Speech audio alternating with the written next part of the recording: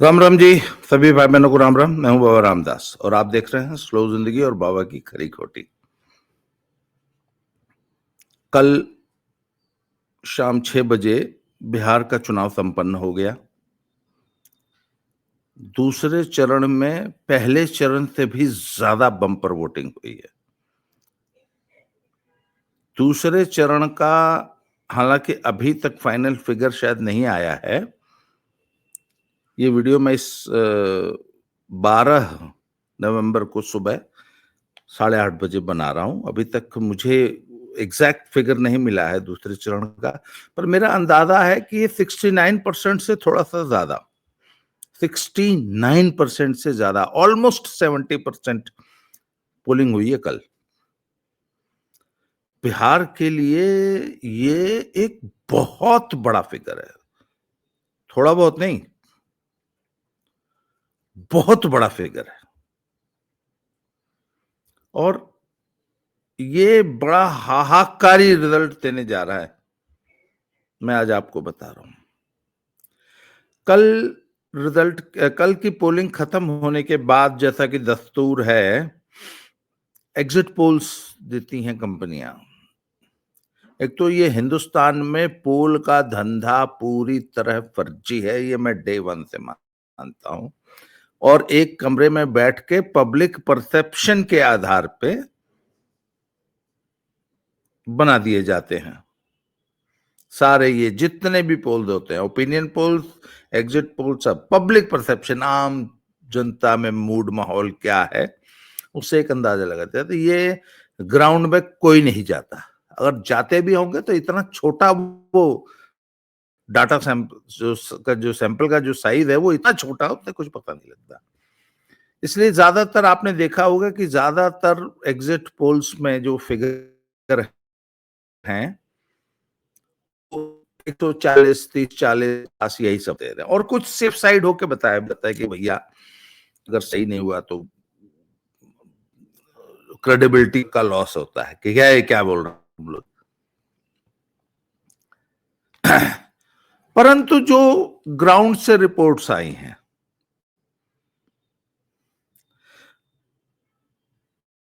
मैं तो day one से कह रहा हूं कि जो लहर थी वो सीधे सीधे महाराष्ट्र वाला रिजल्ट बता रही थी। अब जैसा महाराष्ट्र में रिजल्ट आया था, ठीक वैसा ही रिजल्ट अगर बिहार में आता है, जो कि मेरा मेरा शुरू से पहले दिन से यही था, तो उस हिसाब से तो फिर तो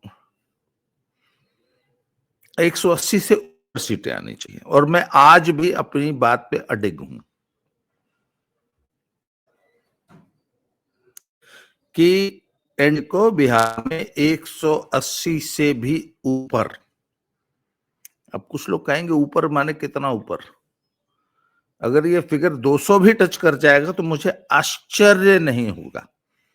अच्छा, उसका एक कारण है, मैं ऐसे ही नहीं हवा में नहीं करता हूं कभी भी। देखिए, मैं शुरू से हम कहते आए हैं कि जो ये पोल अरिथमेटिक्स है ना, वो मैथमेटिक्स अरिथमेटिक्स का विषय नहीं होता, ये केमिस्ट्री का विषय होता है कि जनता के साथ पॉलिटिकल पार्टीज की केमिस्ट्री कैसी है। तो वो केमिस्ट्री जो है वो तेजस्वी और राहुल गांधी के केस में पूरी तरह मिसिंग थी। वो जनता से कनेक्ट ही नहीं कर पा रहे थे। ये पूरा का पूरा चुनाव जो लड़ा गया है, ये कांग्रेस पार्टी ने तो सीधे सीधे तेजस्वी का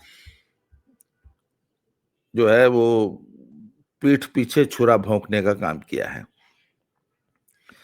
तेजस्वी जो चुनाव लड़ रहे थे वो अपने MY कॉम्बिनेशन के बल पे लड़ रहे थे। उसके अलावा जो जो जो जिस जिस कैंडिडेट को उन्होंने टिकट दिया है, वो कैंडिडेट अपनी जाति का जो थोड़ा बहुत वोट ले आए, बस वही है।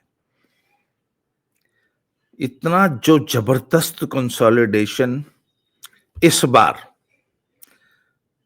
सभी जातीय समीकरण भी और सभी सामाजिक समीकरण भी, जो एनडीए के पक्ष में देखे वो अभूतपूर्व था। इससे पहले मैंने अपने जीवन में किसी राज्य में ऐसा माहौल नहीं देखा।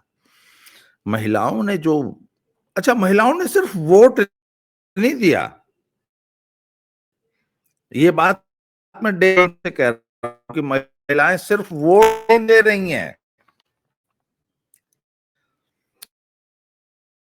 ये कैंपेन कर रही हैं। मोदी जी के लिए महिलाएं कैंपेन कर रही हैं। कैंपेन करने का मतलब होता है एक दूसरे को कसम खिला रही हैं कि ये सखी तो के गंगा जल हाथ में उठवा रही हैं, पिंडी छुआ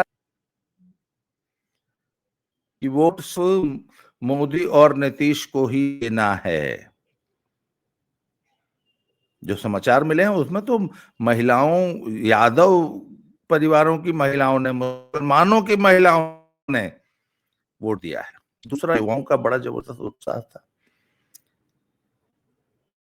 और आप देखिए ना कि इंडिया अलायंस के लोगों ने आज से एक हफ्ता पहले ही जो है वोट चोरी, ईवीएम स्पेशल, वो कपिल सिब्बल ने तो बकायदा एक प्रेस कॉन्फ्रेंस की कि 4 गाड़ी, 2 करनाल से और 2 गुरुग्राम से भर के बिहार गई। अब 6-7 करोड़ वोटर जहां वोट दे रहे हैं, वो कहते हैं जी 4 गाड़ी में 6,000 आदमी। मोदी ने चुनाव चुरा लिया। क्यों? क्योंकि 6,000 आदमी दिल्ली और गुड़गांव से या करनाल से बिहार गया वोट डालने। वो 6,000 आदमी पूरे बिहार के कोई किसी एक पोलिंग कॉन्स्टिट्यूंसी के तो रहे नहीं होंगे। मान लीजिए गए भी, अगर मान लिया गए तो पूरे बिहार में फैल के न वोट देंगे। एक बूथ के एक आदमी भी नहीं आया। ये सिर्फ एक है और कुछ नहीं है। इंडी अलायंस का जो इनका इकोसिस्टम है, ये अपनी हार पहले से स्वीकार कर रहा है।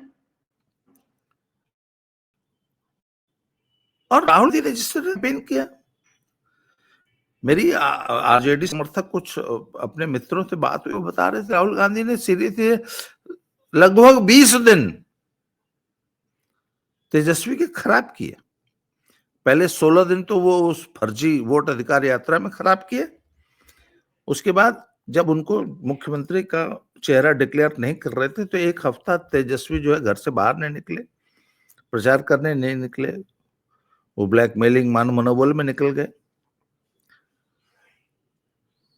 तो तेजस्वी का समय खराब कर रहे थे राहुल गांधी, और उन मुद्दों को उठा रहे थे जो कि ग्राउंड में बिल्कुल कनेक्ट ही नहीं करते लोगों से।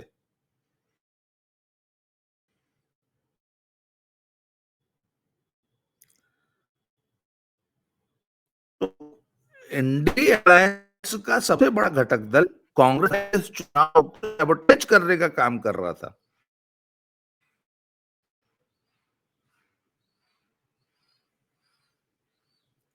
बाकी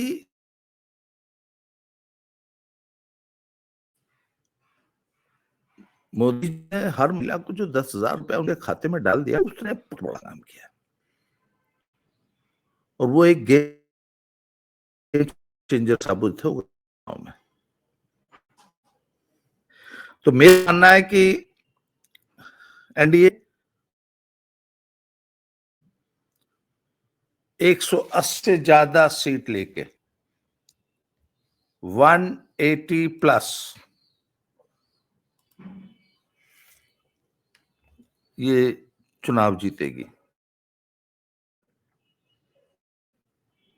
तो देखिए, अब तो 14 रिजल्ट आ ही जाएगा, इसलिए मैं आपके किसी एग्जिट से नहीं करता हूं। ये बड़ा शर्मा के 130-40 का जो फिगर दिया जाए, ये तो बस खाना पूर्ति की जा रही है। एक्चुअल रिजल्ट आप देख लीजिएगा, बहुत बम्पर मेजॉरिटी साथ एनडीए जीतेगी। और एनडीए की इस हार से आने वाले राज्यों में बहुत जबरदस्त असर पड़ने जा रहा है इनके मोरल पे। बंगाल खबरें बहुत अच्छी नहीं आ रही हैं। बंगाल में तो यहाँ तक बताया जा रहा है कि बांग्लादेशी और रोहिंग्या जो हैं वो छोड़-छोड़ के भाग रहे हैं। पूरा बंगाल से ये खबरें आ रही हैं। वहाँ पे पता नहीं एक पैनिक क्या हो गया है इन बांग्लादेशियों में।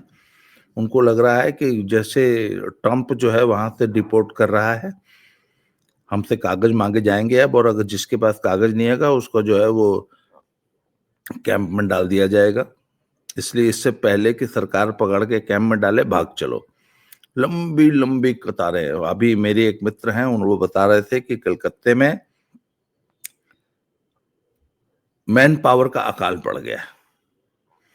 कॉलोनीज में जो महिलाएं हाउस हेल्प का काम करती थीं और जो छोटे काम करते थे, गाड़ी धोने वाले, चौकीदार और बाजार में जो लेबर्स का काम करते थे, उनका जबरदस्त शॉर्टेज हो गई है।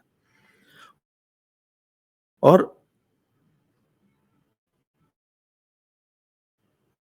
ममता बनर्जी ने पैनिक बटन दबा दिया। अच्छा, इतनी बम्पर जो वोटिंग हुई है, लोग इसका श्रेय सिर्फ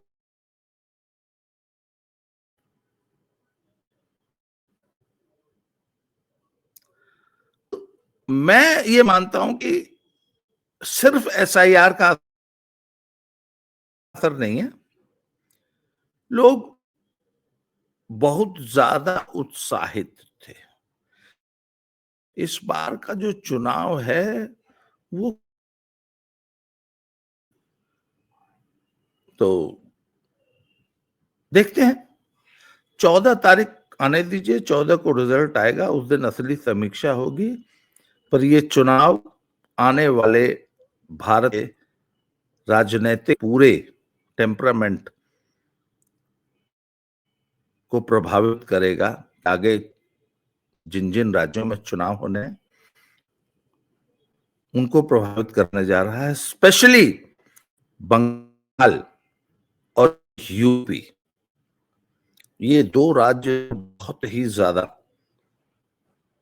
प्रभावित होंगे इस बिहार के चुनाव। चलिए रिजल्ट के इंतजार करते हैं, दोबारा मिलते हैं। श्री राम, हर हर महादेव।